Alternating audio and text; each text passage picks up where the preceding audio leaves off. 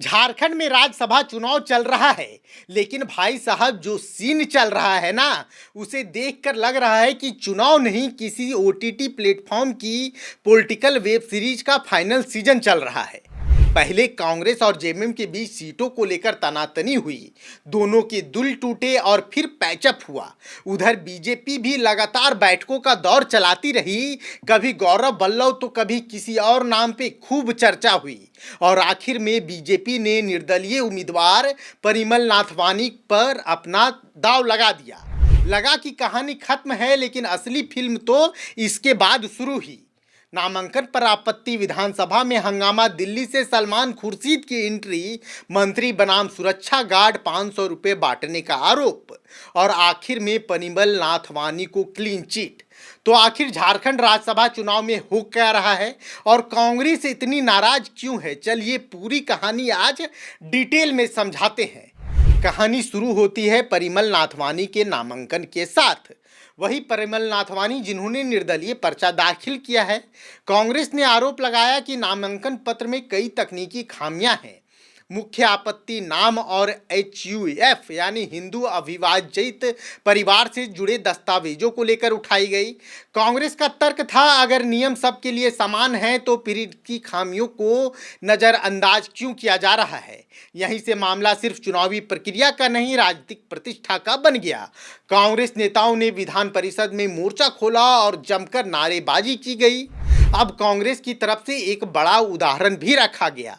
मध्य प्रदेश में कांग्रेस उम्मीदवार मीनाक्षी नटराजन का नामांकन रद्द हुआ था। कांग्रेस का सवाल था, अगर वहां नामांकन खारिज हो सकता है तो झारखंड में परिमल नाथवानी को दस्तावेज सुधारने का मौका क्यों मिल रहा है। यानी कांग्रेस सीधे सीधे चुनावी प्रक्रिया में दोहरे मापदंड का आरोप लगा रही थी और यहीं से मामला गर्म हो गया। इसके बाद कांग्रेस ने अपना सबसे बड़ा दांव खेला। दिल्ली से वरिष्ठ नेता, वरिष्ठ अधिवक्ता सलमान खुर्शीद को रांची बुलाया गया। वो विशेष चार्टर से रांची पहुंचे। उम्मीद थी सुनवाई में कांग्रेस का पक्ष रखेंगे, लेकिन जब तक वे विधानसभा पहुंचे सुनवाई लगभग पूरी हो चुकी थी। उन्हें अपना पक्ष रखने का मौका नहीं मिला। बस फिर क्या था, कांग्रेस नेताओं का गुस्सा फूट पड़ा। मंत्री राधाकृष्ण किशोर ने निर्वाचित पदाधिकारी पर सवाल उठाए। दीपिका पांडे सिंह और मंत्री इरफान भी काफी आक्रामक दिखे। कांग्रेस ने आरोप लगाया कि उन्हें पर्याप्त अवसर नहीं दिया गया, उनके साथ भेदभाव किया गया और परिमल नाथवानी को सपोर्ट किया जा रहा है। और फिर आया इस पूरे ड्रामे में सबसे चर्चित सीन। कांग्रेस नेता और मंत्री दीपिका पांडे सिंह ने आरोप लगाया कि विधानसभा में कुछ कर्मचारियों को परिमल नाथवानी की तरफ से 500 रुपये बांटे गए हैं। यह आरोप मीडिया और राजनीतिक गलियारों में चर्चा का विषय बन गया।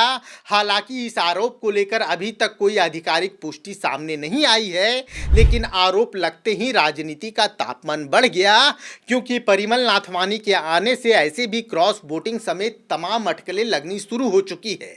इधर बीजेपी भी चुप बैठने वाली नहीं थी। प्रदेश अध्यक्ष आदित्य साहू ने प्रेस कॉन्फ्रेंस कर कांग्रेस पर संवैधानिक प्रक्रियाओं में बाधा डालने का आरोप लगा दिया। बीजेपी का कहना है कि कांग्रेस का हार का डर सता रहा है, इसलिए कार्यकर्ता और नेता विधानसभा पहुंचकर दबाव बनाने की कोशिश कर रहे हैं। आदित्य साहू ने कहा कि राज्यसभा चुनाव की प्रक्रिया को प्रभावित करने की कोशिश लोकतांत्रिक परंपराओं के खिलाफ है। यानी दोनों पार्टियां एक दूसरे पर लोकतंत्र की दुहाई देकर दोनों पर आरोप लगा रही हैं। घंटों सुनवाई चली और बाद में रिटर्निंग ऑफिसर ने परिमल नाथवानी की ओर से दिए गए जवाब को संतोषजनक माना। नामांकन पर लगा होल्ड हटा लिया गया, सभी आपत्तियां खारिज कर दी गई और परिमल नाथवानी को चुनाव लड़ने की मंजूरी मिल गई। यानी कांग्रेस की सबसे बड़ी कोशिश फिलहाल सफल नहीं हो सकी और इसी को लेकर कांग्रेस कार्यकर्ताओं और नेताओं में काफी गुस्सा है। अब राज्यसभा चुनाव की तस्वीर काफी हद तक साफ हो चुकी है। मैदान में 3 प्रमुख चेहरे हैं। जेएमएम की तरफ से बैद्यनाथ राम है, कांग्रेस की तरफ से प्रणव झा है और परिमल नाथवानी है। राजनीतिक जानकार मानते हैं कि पहली सीट पर तस्वीर काफी हद तक साफ है, लेकिन दूसरी सीट पर मुकाबला बेहद दिलचस्प हो सकता है। यहीं से क्रॉस वोटिंग, राजनीतिक रणनीति और विधायकों की नाराजगी जैसे फैक्टर महत्वपूर्ण हो जाते हैं। इस राज्यसभा चुनाव में जिस तरीके का ड्रामा देखने को मिल रहा है, ने झारखंड की सियासत को एक नया रंग दे दिया है। कुल मिलाकर झारखंड राज्यसभा चुनाव सिर्फ अब चुनाव नहीं रह गया, यह राजनीतिक प्रतिष्ठा, रणनीति, आरोप प्रत्यारोप और सियासी ड्रामे का पूरा पैकेज बन चुका है। कांग्रेस कह रही है कि नियमों के साथ भेदभाव हुआ, बीजेपी कह रही है कांग्रेस को हार का डर सता रहा है, इसीलिए वो हंगामा कर रही है, और चुनावी अधिकारी कर रहे हैं कि प्रक्रिया और नियमों के अनुसार हुई है। यानी अब असली सवाल आपसे है, क्या कांग्रेस के सवालों में दम था? क्या बीजेपी सही कह रही है या सिर्फ रणनीतिक दबाव की राजनीति है? कमेंट कर अपनी राय जरूर बताइएगा। वीडियो पसंद आया हो तो लाइक, शेयर एंड चैनल को सब्सक्राइब करना मत भूलिएगा। जोहार, जय झारखंड।